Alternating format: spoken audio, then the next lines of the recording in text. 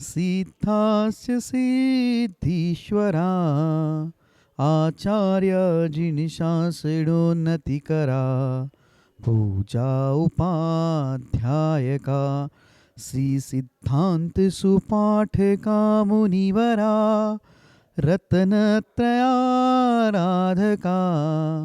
पंचेते परमेष्टिना प्रतिदिनं कुर्वन्तु ते मंगलम। अनंत अनंत परम सिद्ध भगवान की जय। 1000 श्री आदिनाथ भगवान की जय। अंतिम तीर्थेश भगवान महावीर स्वामी की जय। आचार्य भगवान गुरुवर श्री विशुद्ध सागर जी महाराज की जय। सम्यक समाधान प्रदाता मुनिषि सुप्रभ सागर जी महाराज की जय। मुनिषि प्रणत सागर जी सौम्य सागर जी मुनिराज की जय। जय जन बंधुओं, हम सभी यहाँ उपस्थित हुए हैं देश के लोकप्रिय कार्यक्रम सम्यक समाधान के लिए। एक ऐसा कार्यक्रम, एक अनूठा प्लेटफॉर्म जिसके माध्यम से हम सभी के मन में उठने वाले जो विकल्प है उस विकल्पों का सम्यक समाधान मुनिश्री अपने मुखारविंद से हम सभी को प्रदान करते हैं। कितने अहोभाग्य के वह क्षण होंगे जिस क्षण में अपने मन में उठने वाले विकल्पों का समाधान पंचम परमेष्टि साधु परमेष्टि के मुखारविंद से हम सभी को प्राप्त होता है। अगर आप इस कार्यक्रम से जुड़ना चाहते हो या कार्यक्रम के माध्यम से अपने मन में उठने वाले विकल्पों का समाधान चाहते हो तो कार्यक्रम में नीचे जो पट्टी पे स्क्रॉल पे या फ्लिप पे जो हमारे नंबर चल रहे हैं, हमारे ईमेल आईडी है, उसके माध्यम से आप अपना विकल्प हम तक पहुंचा सकते हैं। उस विकल्पों को एकत्रित करके मुनिषी तक पहुंचाया जाएगा। वो मुनिषी के मुखारविंद से हम सभी लोग सम्यक समाधान प्राप्त करेंगे। सम्यक समाधान के माध्यम से आप अपने विकल्पों का समाधान प्राप्त कर ही सकते हैं एवं उस विकल्प के कारण अन्य लोगों के मन में जो विकल्प है उसके विकल्पों का भी समाधान हम सभी प्राप्त कर सकते हैं। तो आप जल्द से जल्द अपने मन में उठने वाले विकल्पों को हम तक पहुंचाएं और हम सभी लोग उस विकल्प का सम्यक समाधान मुनिषी के मुखारविंद से प्राप्त करेंगे। मुनिषी के चरणों में नमोस्तु करते हुए आज के उस कार्यक्रम को, लोकप्रिय कार्यक्रम की शुरुआत करते हैं। मुनिषी प्रणत सागर जी महाराज से निवेदन करते हैं कि हे स्वामी, आज के कार्यक्रम को गति प्रदान करते हुए संचालित करें। नमोस्तु नमोस्तु नमोस्तु। ओम नमः सिद्धेभ्यो। नमः श्रीवर्धमानाय निर्दोषकलिलात्मने सालोकानां त्रिलोकानां यद् विद्यादर्पणायति यद् विद्यादर्पणायति।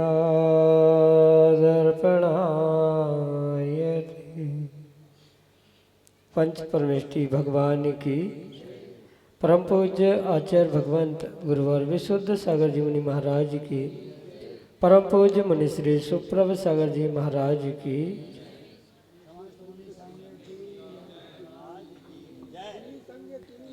समीचीन विकल्पों का सम्यक समाधान, सम्यक ज्ञान की वह अनूठी विधा जिसके माध्यम से हम सभी प्रतिदिन अपने उन अनेकानेक समीचीन विकल्पों का सम्यक समाधान आगम के परिप्रेक्ष्य में परम पूज्य मुनि श्री सुप्रभ सागर जी महाराज के मुखारविंद से प्राप्त करते हैं। और वही सम्यक समाधान हमारे मन को लौकिकता में एक अनूठी सुख शांति को प्राप्त करने वाला होता है और वही सुख शांति आत्मा का वास्तविक उपाय है। ऐसे आत्म कल्याण की वह अनूठी विधा समीचीन विकल्पों का सम्यक समाधान प्रारंभ करते हैं। और आज के पहले विकल्प के लिए सज्जन राजनाहर जैन चेन्नई से महाराज श्री के चरणों में बारंबार नमोस्तु निवेदित करते हुए कह रहे हैं कि गुरुदेव, हमारे घर में हमें गुरुदेव का आहार व सेवा का सौभाग्य नहीं मिल रहा है, तो मैं चाहता हूँ कि जिस संस्था में इसकी व्यवस्था हो वहाँ रुपया भेजा भी है और भेजना भी चाहता हूँ, तो क्या यह उचित है? एवं रकम एक साथ एक ही नाम से नहीं भेज पाने के कारण मैंने वह राशि दूसरों के नाम से भेजी है जबकि पैसा मेरा ही है, तो मुझे पुण्य मिलेगा या उन सबको जिनके नाम से भेजी है? हमारे समीचीन विकल्प का सम्यक समाधान करने की अनुकंपा करें। नमोस्तु महाराज जी, नमोस्तु। ओम नमः सिद्धम। परम पूज्य आचार्य भगवान गुरुवर विशुद्ध सागर जी महाराज की, परम पूज्य मुनि श्री सुप्रभ सागर जी महाराज जी की। वास्तविकता में आहार दान तो स्वयं के द्रव्य के स्वयं के चौके में ही हुआ करता है, अन्यत्र कहीं नहीं। जो ये वर्तमान में आहार दान की व्यवस्था, उनकी संस्था, उनको राशि भेजना आदि आदि, ये जो कुछ भी कार्य प्रारंभ हुआ है, वास्तविकता में आगम में इसका कोई भी प्रमाण प्राप्त नहीं होता। स्वयं के ही घर में पड़गान कर कर स्वयं के द्रव्य को ही मुनिराजों के कर कमलों में रखना, यही वास्तव में आगम के परिप्रेक्ष्य में आहार दान हुआ करता है। या कहीं साधु विहार करते हुए या कहीं तीर्थ क्षेत्र आदि में पहुंचने पर वहाँ व्यक्तिगत रूप से स्वयं भोजन शुद्ध बनाकर मुनिराज आदि का पड़गान करना, उनके निर्विघ्न आहार कराना, यही वास्तविकता में आहार दान का पुण्य देने वाला कार्य हुआ करता है। जो ये तात्कालिक व्यवस्था कुछ विषमता के कारण प्रारंभ हुई है, उसका आगम में किसी भी प्रकार से उल्लेख प्राप्त नहीं होता, क्योंकि स्वयं के द्रव्य से ही स्वयं दिए जाने वाले पुण्य को व्यक्ति प्राप्त कर सकता है। वर्तमान में जो क्षेत्रों पर भी भगवान के अभिषेक पूजन के लिए किसी व्यक्ति को रख देना, उसको महीने का वेतन देकर अपनी मंदिर की व्यवस्थाएं करना, मुनिराजों के साथ किसी नौकर या किसी व्यक्ति विशेष को सौंप कर उस पर पैसे आदि को या जिम्मेदारी सौंप कर स्वयं पुण्य कमाना, ये हमारे यहाँ की व्यवस्था बिल्कुल भी नहीं है। ऐसा कहा जाता है कि हाथ दीजिए साथ लीजिए, खाया खोया बह गया। जब स्वयं के हाथ से ही दिया हुआ दान पुण्यदायी हो सकता है, तो आपने वह राशि किसी संस्था को दे दी, रकम दे दी, ठीक है, कुछ अंशों में वह आपने पुण्य का कार्य तो किया, पर वह वास्तविकता में आहार दान का पुण्य देने वाला कार्य हो ही नहीं सकता। जब तक स्वयं के हाथों से जीव मुनिराजों के आहार और तीर्थंकर भगवान का अभिषेक पूजन नहीं करता, तब तक उसे वह पूर्ण रूप से पुण्य लगता ही नहीं है। आचार्य भगवंतों ने तो बहुत कठोर शब्दों में इसकी व्यवस्था समझाते हुए कहा है, जैसे नौकरों से या अन्य किसी व्यक्ति से संतान को जन्म देना, यह कभी भी स्वयं की संतान कहने के लिए उपयोगी नहीं हुआ करता। बिल्कुल ऐसा ही किसी नौकर, किसी व्यक्ति, किसी संस्था विशेष से मुनिराजों को आहार या भगवंतों का अभिषेक आदि आदि करने से श्रावकों को स्वयं का पुण्य प्राप्त होने वाला नहीं है। पैसे देना, व्यवस्था बनाना, ये भिन्न विषय है, पर अगर आपको आहार दान का सौभाग्य और पुण्य प्राप्त करना है तो स्वयं के ही हाथों से स्वयं के ही द्रव्य को देना, यही आहार दान या अन्य दानों की भी व्यवस्था हमारे आगम ग्रंथों में पूर्वाचार्यों में कही है। इसलिए ये विशेष ध्यान रखें। ठीक है, आपके यहाँ मुनिराजों को पहुँचना, उनकी आहारचर्या होना ये संभव नहीं है, तो बहुत अच्छी बात है कि आप जहाँ जब जैसे आपकी समय की अनुकूलता है, समय की अनुकूलता को देखते हुए जहाँ मुनिराज विराजमान है, वहाँ सब व्यवस्था ले जाकर वहाँ अपना शुद्ध भोजन बनाए, मुनिराजों का पड़गान करे। आपका पुण्य होगा तो आपको मुनिराज का पड़गान और आहार दान की व्यवस्था या आहार दान का पुण्य भी मिलेगा।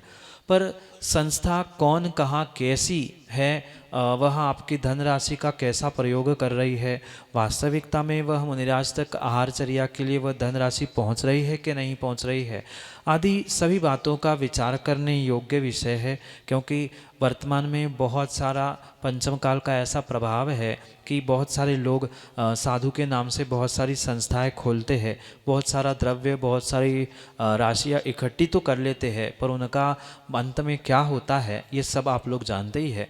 इसलिए पहले तो जहाँ भेजा जा रहा है या भेजने की भावना है, वहाँ पहले अच्छे से ये समझ ले क्या क्या वास्तविकता में वह राशि का प्रयोग हो रहा है कि नहीं हो रहा है, क्या उस नाम की संस्था अस्तित्व में है भी कि नहीं है।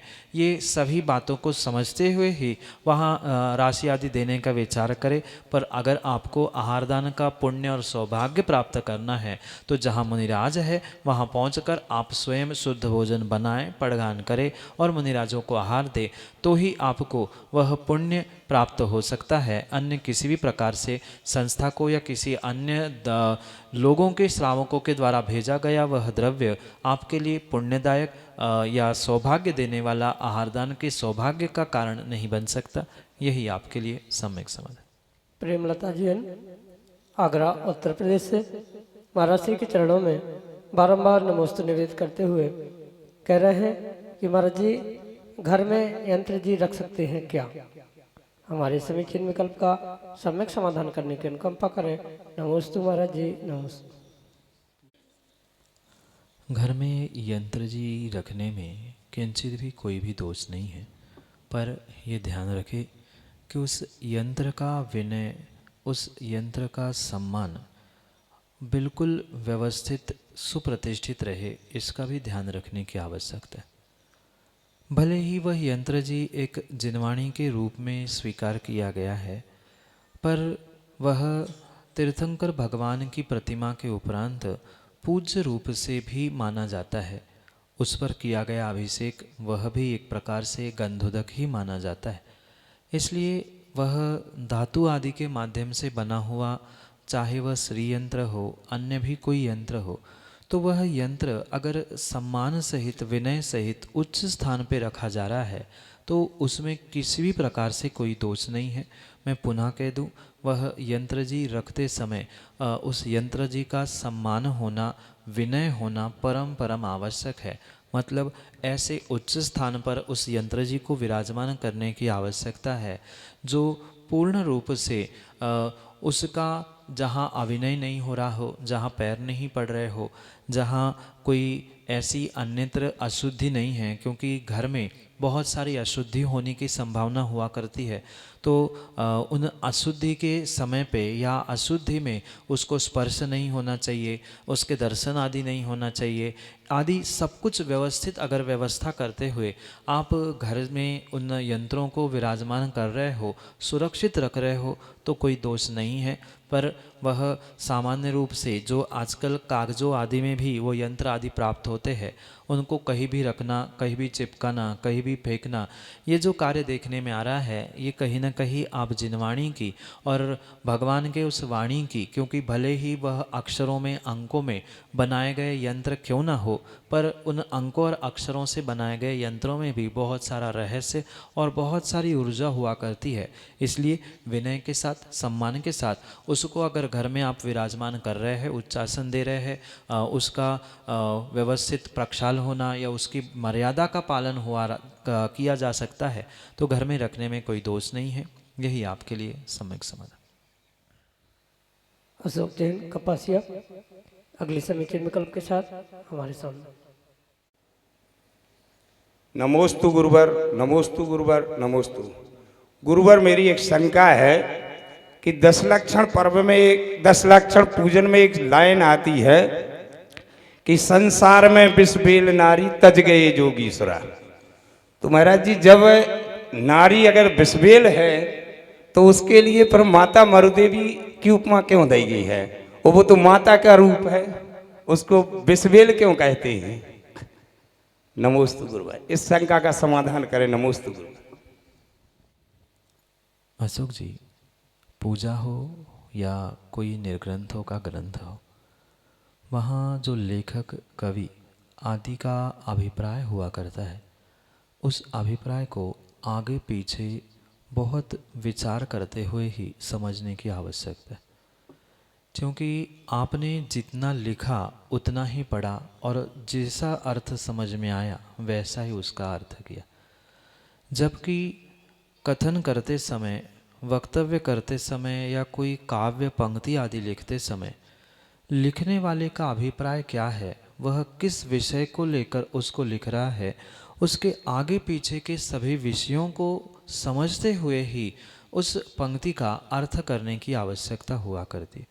सामान्य रूप से विषय कहना और किसी विशेष लक्ष्य को लेकर विषय को कहना, इन दोनों में बहुत जमीन आसमान का अंतर हुआ करता है। जहाँ 10 लक्षण पूजा में बिसबेल नारी तज गए जोगीश्वरा ये पंक्ति प्राप्त होती है, वहाँ उस उत्तम ब्रह्मचर्य का विषय वर्णित करते हुए ही आचार्य भगवंत ने इस पंक्ति को जो कि अन्य ग्रंथों में कहा है उसे ही कवि ने इन हिंदी भाषा में उद्धृत करने का प्रयास किया। वहाँ ये विशेष बात समझनी होगी कि संसार में बिसबेल नारी कहकर वह उस योगीश्वर जो कि उत्तम ब्रह्मचर्य के धारी है उनकी महिमा का व्याख्यान कर रहे हैं, ना कि किसी महिला विशेष को गाली देने का प्रयास किया जा रहा है। वहाँ जब आचार्य भगवंत भी जब वैराग्य की जननी 12 भावना हो या अन्य भी प्रकार से किसी साधु किसी श्रावक को वैराग्य उत्पन्न करने का मार्ग प्रदर्शित करते हैं तो वह वहाँ पुरुष को समझाते समय स्त्री को बिसबेल कहते हैं, और जब महिला विशेष को अगर समझाना है तो वही आचार्य भगवंत नरों को भी बिसबेल कहते हैं। वहाँ मात्र किसी नारी संप्रदाय महिला आदि को बिसबेल कहते हुए वह धिक्कार नहीं रहे हैं, अपितु वहाँ अभिप्राय उत्तम ब्रह्मचर्य का व्याख्यान जो कि धरती के देवता मुनिराजों ने उत्तम तरीके से प्राप्त किया है उनकी महिमा का बखान करते हुए ये कहा जा रहा है। अगर यही विषय किसी आरिका के पक्ष में लिखा जाता तो यही कहा जाता कि संसार में बिसबेल नर तज गए आरिका आदि ऐसी पंक्ति भी बन सकती है। तो कहीं ना कहीं हमें उस अभिप्राय को समझने की आवश्यकता है। सर्वथा किसी भी प्रकार से हमारे आचार्य भगवंतों ने महिलाओं को हे नहीं कहा। जहाँ जहाँ ग्रंथों में महिला का वर्णन आता है तो पुरुषों के लिए नारी और नरों के लिए जैसे नारी कही है ऐसे नारियों के लिए नरों का व्याख्यान भी समझना, ऐसा प्रत्येक आचार्य भगवंत ने अपने ग्रंथों में मूलाचार हो या अन्य भी जितने ग्रंथ लिखे है उन सभी ग्रंथों में स्पष्ट रूप से लिखा है। इसलिए जो मरुदेवी हो या अन्य भी माँ है सची आदि है उनकी भी दिल खोलकर प्रशंसा की है। आचार्य भगवंतों के उन पुराण ग्रंथों का अगर आपने पढ़ा होगा तो साक्षात मंदिर की उपमा उस माँ को दी है जो तीर्थंकर बालक निर्ग्रंथ बालक को जन्म देती है। तो जहाँ जैसी आवश्यकता होती है बिल्कुल वैसा ही कार्य किया जाता है। जब एक डॉक्टर उस जहर को विष को भी किसी पेशेंट को देकर ठीक करता है तो विष देकर उसे मारने का अभिप्राय नहीं था अपितु उसे ठीक करने का अभिप्राय था। बिल्कुल यहाँ भी ऐसा ही समझना। किसी व्यक्ति को जब किसी नारी के प्रति विशेष अनुराग होता है तो उसको छोड़ने के लिए उसे विषबेल की उपमा दी गई है, ना कि सभी नारी सभी महिलाओं के लिए। अगर सर्वथा ही विषय हम मानेंगे तो काम बिगड़ जाएगा। हमारा जो भी आगम का वचन आचार्यों ने कहा जिसे अन्य कवियों ने भी पंक्तिबद्ध किया है वहाँ अनेकांत से ही इस विषय को समझना। एकांत से कोई भी विषय हमारे आचार्य भगवंतों ने न आज तक कहा है न आने वाले समय में भी कहेंगे। इसलिए दोनों पक्षों को साथ समझे। जहाँ जो योग्य है उनकी योग्यता को, सची की योग्यता है, मरुदेवी की योग्यता है, अनेकानेक ऐसे महापुरुषों की योग्यता, जहाँ सती सीता सती अंजना के बारे में भी बहुत सारा अच्छा वर्णन किया है तो उसको वहाँ पर योग्य समझे। और ये ब्रह्मचर्य का विषय है और पुरुषों के लिए मुख्यतः से निर्ग्रंथ मुनिराजों की अपेक्षा से कहा है, इसलिए वहाँ नारी को विषबेल कहा। अगर वही किसी आरी का किसी महिला त्यागीव्रती के निमित्त से कहा होता तो नियम से वहाँ नर को भी विषबेल कहा होता। पर यहाँ अभिप्राय ब्रह्मचर्य की महिमा जो कि धरती के देवता दिगंबर मुनिराजों की अपेक्षा से कहा है, इसलिए कहा है इसे अनेकांत से समझे, सर्वथा एकांत से नहीं। यही आपके लिए सम्यक समाधान। ज्ञानचंद जैन गुड़ा उत्तर प्रदेश से अगले समीचीन विकल्प के लिए। नमोस्तु नमोस्तु नमोस्तु। मेरा प्रश्न है कि दूसरी प्रतिमाधारी को कौन कौन सी क्रियाएं करनी होती हैं? नमोस्तु। दूसरी प्रतिमा जो कि व्रत प्रतिमा इस नाम से परिचित है, वहाँ श्रावकों के लिए पूर्ण रूप से उन 12 व्रतों को प्राप्त करना ये परम आवश्यक। जो 5 अणुव्रत है जो कि स्थूल रूप से पापों के त्याग रूप है, हिंसा, झूठ, चोरी, कुशिल, परिग्रह, इन पापों का पूर्ण रूप से भले ही नहीं पर एक देश त्याग करना, उसे स्थूल हिंसा स्थूल झूठ से दूर होना, ये प्रथम कार्य प्रथम क्रिया उसकी हुआ करती है। साथ में जो गुणव्रत और शिक्षाव्रत भी कहे हैं उनके स्वरूप को भी समझना आवश्यक है। जिसमें प्रोषोदोपवास, सामायिक आदि आदि भी क्रियाएं सम्मिलित हो सकती, क्योंकि उन 12 व्रतों का स्वरूप बहुत विस्तार से समझने की आवश्यकता है और उतना स्वरूप समझाने का पर्याप्त समय वर्तमान में इस समय नहीं हो सकता। कभी ग्रंथों के माध्यम से या कभी निर्ग्रंथों के माध्यम से आप एक एक व्रतों के विषय में समझे कि सामयिक क्या होती है, किस प्रकार से करनी पड़ती है, क्या उस प्रोषोदोपवास की विधि हुआ करती है, इन सभी विषयों को आप फुर्सत से समझे, क्योंकि जल्दी जल्दी में 2 मिनट में समझना और समझाना दोनों भी संभव नहीं है। पर इतना अवश्य है कि ये 5वां गुणस्थान देने वाली प्रतिमा होने से इसे बहुत विशेषता से समझने की आवश्यकता है। और मात्र दूसरी प्रतिमाओं के उन 12 व्रतों को ग्रहण करने से भी काम नहीं होगा।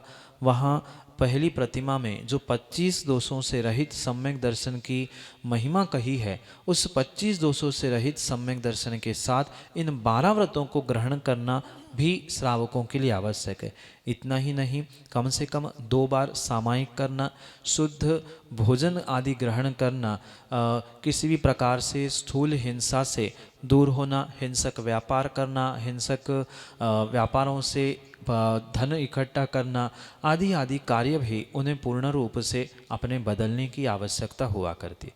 तभी वास्तविकता में वह प्रतिमाधारी व्रती दूसरी प्रतिमा का व्रती श्रावक कहलाने योग्य हो सकता है। इसलिए वह सामायिक की विधि, प्रोषदोपवास की विधि, अन्य भी समाधि मरण की भावना आदि जो गुणव्रत और शिक्षाव्रत कहे गए हैं, जैसे दिग्व्रत है, देशव्रत है, अतिथि संविभाग व्रत है, उनको कहीं विस्तार समय से समझने की आवश्यकता है। पर ये परम सत्य है कि 2 बार सामायिक करना, शुद्ध भोजन करना, ये यहाँ परम आवश्यक होता है। साथ में प्रतिक्रमण की भी आवश्यकता हुई करती है। जो गलतियाँ दिन भर होती है उसकी आलोचना महीने 2 महीने साल भर बाद जैसे गुरु के पास पहुँचते हैं वहाँ उन गलतियों की आलोचना करके प्रायश्चित ग्रहण करना आदि भी बहुत सारा विषय इसमें संलग्न है। तो उसे ग्रंथों के या कहीं निर्ग्रंथों के माध्यम से विस्तार से समझने का प्रयास करना, यही आपके लिए सम्यक समाधान।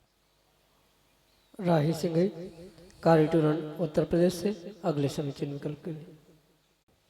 गुरुवर के चरणों में बारंबार नमोस्तु नमोस्तु नमोस्तु। गुरुवर, मेरा प्रश्न है, मंदिर जी में अंतरंग से दर्शन करते समय मन में गलत भाव प्रकट होना क्या है? नमोस्तु।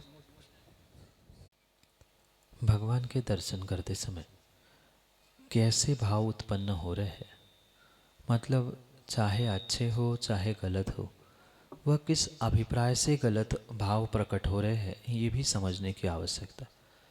माना कि कोई गलती किसी व्यक्ति ने की है और उस गलती को लेकर हीन भावना या गलती को सुधारने के लिए गलत भाव आ रहे हैं कि मैंने ये गलत किया, ऐसा नहीं करना चाहिए था, ये मेरी गलती है, इस प्रकार के अगर भाव आ रहे हैं तो वह आत्मग्लानि होने से वह कर्मों के निर्जरा के लिए निमित्त बन सकते। पर कुछ ऐसे भी जीव होते हैं जिनको भगवान के दर्शन करने से वह भगवान की प्रतिमा उठा के अलग कर दो या उसे कुछ फोड़ दो, कुछ विपरीत कर दो, ऐसे भी गलत भाव आ सकते हैं। तो किस प्रकार के गलत भाव आ रहे हैं ये समझते हुए ही उसका निर्णय किया जा सकता है। अगर ऐसा कोई भाव आ रहा है कि भगवान की प्रतिमा अलग कर दूँ या उसको कुछ विपरीत कार्य कर दूँ, ये तो पूर्ण रूप से गलत है और पाप ही देने वाला है। कुछ न कुछ तीव्र पाप का उदय है और आने वाले समय में और भी पाप का आश्रय वहाँ होने की संभावना है, इसलिए वह तो पाप का कार्य है ही। पर अगर आत्मग्लानि रूप कोई ऐसे भाव आ रहे हैं कि अरे मुझे ऐसा नहीं करना चाहिए था, मुझे ऐसा नहीं बोलना चाहिए था, इसके साथ मैंने ऐसा बर्ताव क्यों किया, मैं ऐसा नहीं करूँगा, ये भी कहीं ना कहीं गलत भाव है। अगर ये गलत भाव आ रहे हैं तो वहाँ भगवान के सामने आपकी आत्मग्लानि प्रकट होकर आप दोषों के प्रक्षालन के लिए निमित्त प्राप्त कर रहे हो। ये कथनचित भले ही पाप का उदय होने पर भी पुण्य बंध करने का साधन हो सकता है। ये भावों का कैसा परिणमन और परिणति है उस पर ही निर्भर करता है, उसका फल क्या है और वो क्या है, यही समझते हुए ही उसका निर्णय किया जाए, यही आपके लिए सम्यक समाधान। धर्मेश जैन गुड़ा उत्तर प्रदेश से अगले समीचीन विकल्प के लिए। नमोस्तु महाराज जी, नमोस्तु नमोस्तु। महाराज जी, मेरा प्रश्न यह है कि शांति धारा मूर्ति के ऊपर करना चाहिए या यंत्र जी के ऊपर? नमोस्तु। नमोस्तु। शांति धारा के पीछे का अभिप्राय मात्र झारी में पानी लेकर ढाल लेना नहीं है, अपितु भीतर शांति भी धारण करना है। इसलिए चाहे यंत्र जी पे शांति धारा हो, चाहे भगवान की प्रतिमा में शांति धारा हो, उसमें किसी भी प्रकार से कोई भी दोष नहीं हो सकता। भावों की विशुद्धि के साथ आप चाहे प्रतिमा जी पे करें, चाहे भगवान जी पे करें, चाहे यंत्र जी पे करें, दोनों भी पूर्ण रूप से पुण्यदायक होते हैं।